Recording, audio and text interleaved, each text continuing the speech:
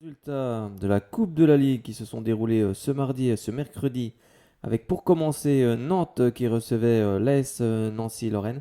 Et c'est Nancy qui s'impose 2 buts à 0, des buts de signé Dallet à la 31e minute de jeu et Kufo à la 48e minute de jeu. A noter qu'il y avait un autre match, bien évidemment à 21h, c'était le FC Sochaux-Montbéliard qui recevait l'AS Monaco.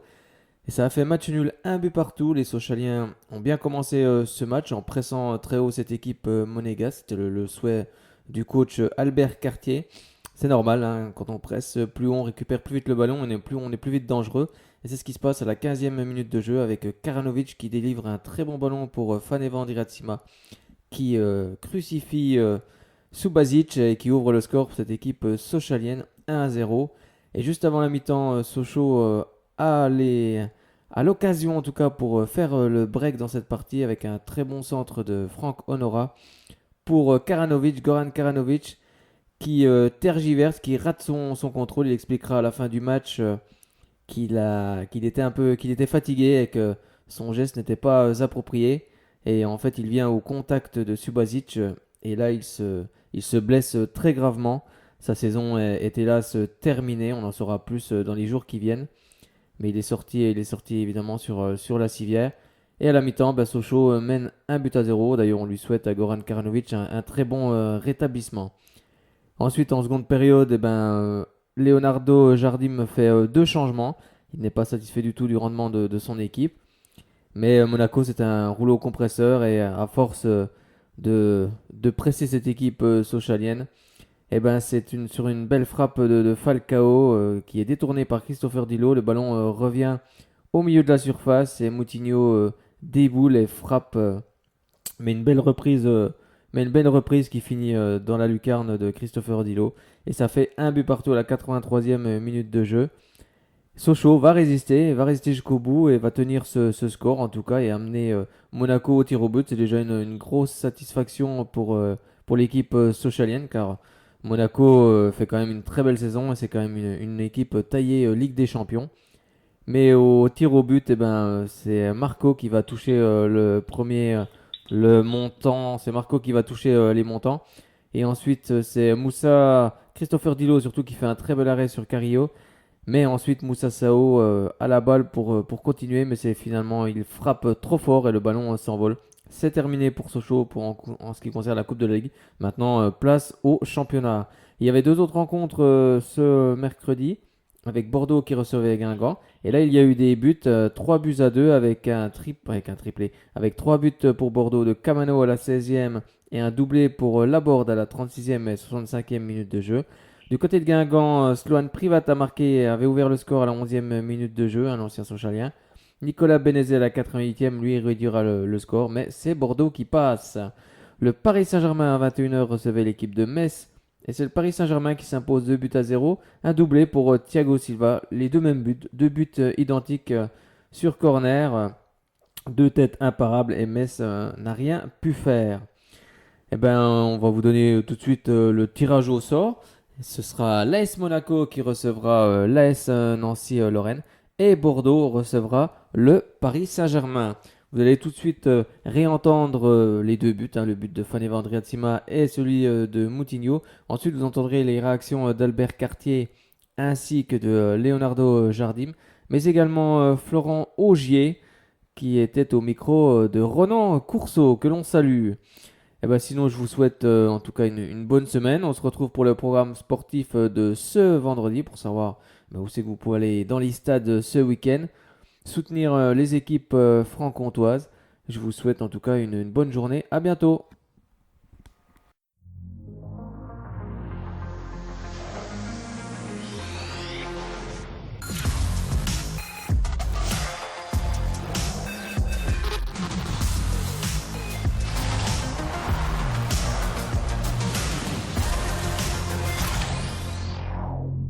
Et si la réalité était la sensation la plus excitante qui soit? Nouveau SUV Peugeot 3008 et son iCockpit unique au monde. Falcao, la frappe de Falcao, elle était cadrée, encore arrêtée par Dilo, et derrière Moutinho qui a suivi et qui là ne laisse aucune chance à Dilo. 83e minute, Monaco égalise face à Sochaux. Dilo aura tenu 83 minutes.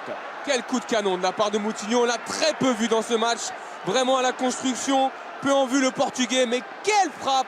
Vous allez voir à quel point c'est difficile pour lui de réaliser ce geste. Et Jardim est très satisfait parce qu'il sentait bien que les choses étaient difficiles. C'est Falcao qui va se placer entre les lignes, on le disait, la frappe est flottante, difficile pour Dilo et la reprendre comme elle vient, l'équilibre, la puissance, regardez ce plat du pied, ce coup de pied qui est parfait. Bernardo Silva qui va défier, Bernardo Silva la frappe, elle est repoussée, encore une balle, et le deuxième but, il est signé Falcao et il est refusé. Il est refusé ce but. Ouais, il va falloir revoir ça, hein. Stéphane, il va falloir revoir ça parce que... C'est pas Falcao qui est hors jeu, je pense pas. Hein. C'est pas Falcao qui est hors jeu, mais je pense qu'il y a un joueur qui perturbe un petit peu Dilo, je crois. C'est pour ça qu'il est sanctionné. Regardez l'arbitre assistant qui dit à Falcao qu'il est absolument sûr de lui. On va le revoir hein, sur les ralentis de Jean-Jacques Msalem pour se faire une idée précise. Il y a la frappe. Oui, c'est parce qu'il pense que Carrillo est en train de gêner Dilo dans son intervention. C'est sûrement pour ça qu'il sanctionne un hors-jeu. Héros contre Marseille en sortant de pénalty. Celui de Falcao est parfait. Le contre-pied qui lance parfaitement son équipe de la part du capitaine. Falcao. Ouais, beaucoup de calme pour Falcao. On voit qu'il ouvre le pied. Il a les yeux rivés sur le gardien. Il a bien vu que Dilo était parti sur son côté droit. 8 pénaltys pour Falcao en Ligue 1. 7 transformés. Il n'avait échoué qu'une seule fois. Subasic, lui, n'a concédé que 6 des 14 pénaltys auxquels il a dû faire face en Ligue 1. Habib, hein, Subasic, c'est un spécialiste. Et là, il va avoir face à lui le premier buteur du match, Andrea Tsima.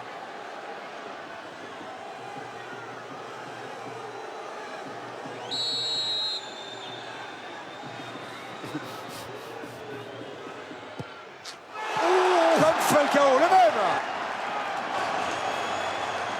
Ouais, mais le même, mais plus difficile parce que là, lui, il a enroulé, pied gauche, regardez, pleine lucarne. La même que Moutinho dans le match. Ah, il y a une prise de risque hein, dans ce penalty, mais il est récompensé. Andrea Tsima qui n'avait jamais tiré dans les séances de tir au but précédentes des Sochaliens en Coupe de la Ligue cette année. Amusant ça. Hein, c'est souvent Tardieu qui lançait le débat pour Sochaux, mais Tardieu n'est pas là. Moutinho face à Dilo. Et il l'a réussi, Moutinho.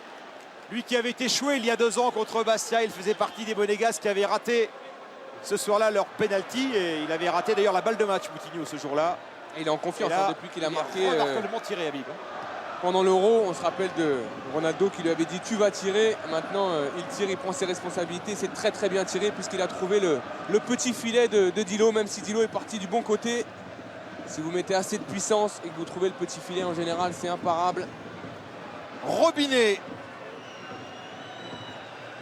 Il a marqué contre le Gazélec son tir au but. Il a marqué contre Marseille son tir au but. Là, Thomas Robinet.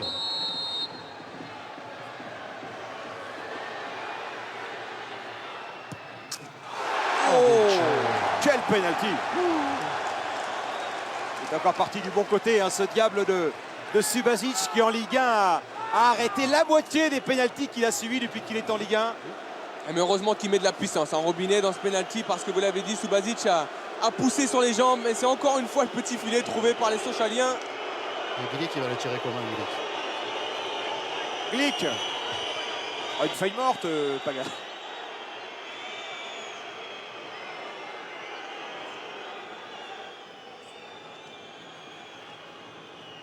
Il ne faut pas perdre de vue qu'il a marqué de très beaux buts, hein, Glick avec l'AS Monaco, et qu'il est capable parfois de très beaux gestes techniques.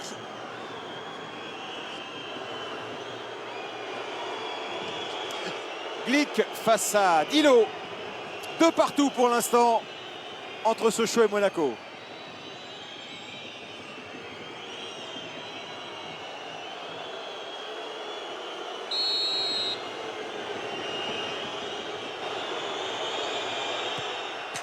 Et voilà, tout tranquille. Beaucoup de maîtrise dans le geste de Glick. Ouais, Paga s'attendait à une Ouais. frappe puissante de la part de Glick, mais il a fixé le gardien dans les yeux et tout de suite ce petit plat du pied droit.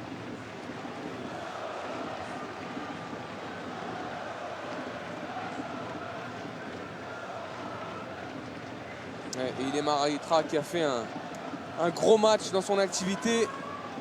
Il y a forcément de la fatigue. C'est là qu'il faut être encore plus concentré pour un penalty. Il a marqué contre Dijon et contre Marseille, chaque fois dans les séances de tir au but.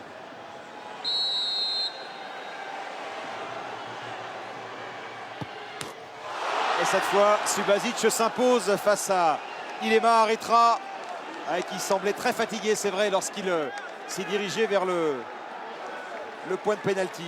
Même dans sa course, même s'il y avait du calme, on a senti un petit manque de sérénité. C'est le poteau qui vient empêcher Ilémar Aritra de marquer son penalty. Subasic était parti du bon côté.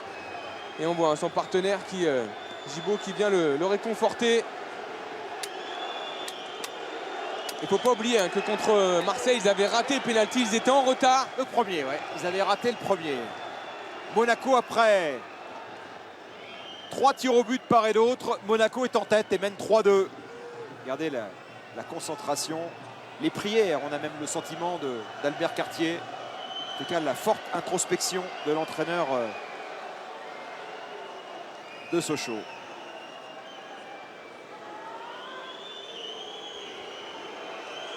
Djibril Sidibé face à Dilo.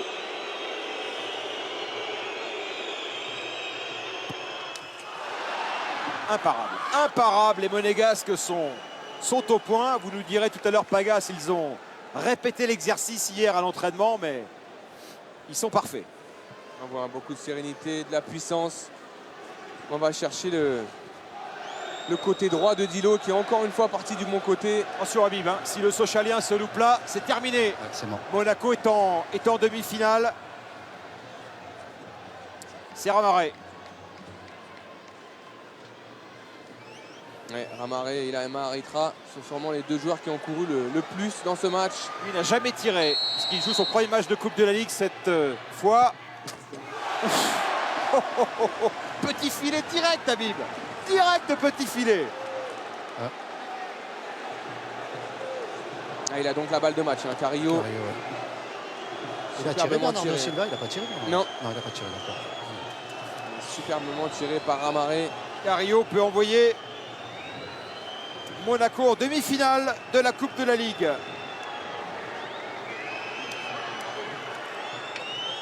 Il y avait un duel gagné tout à l'heure par Dilo sur la tête de Carrillo.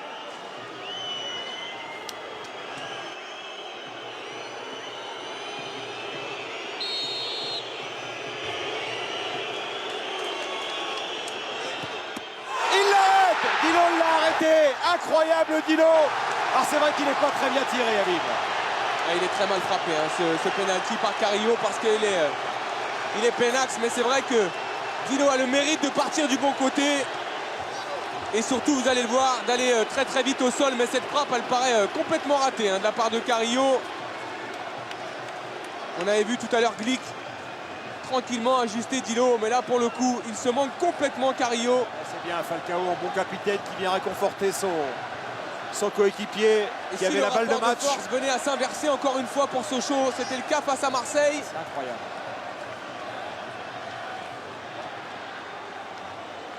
Alors c'est Sao qui maintenant se présente. Sao, il a marqué dans les 3 séances de tir au but gagnées par Sochaux cette année en Coupe de la Ligue.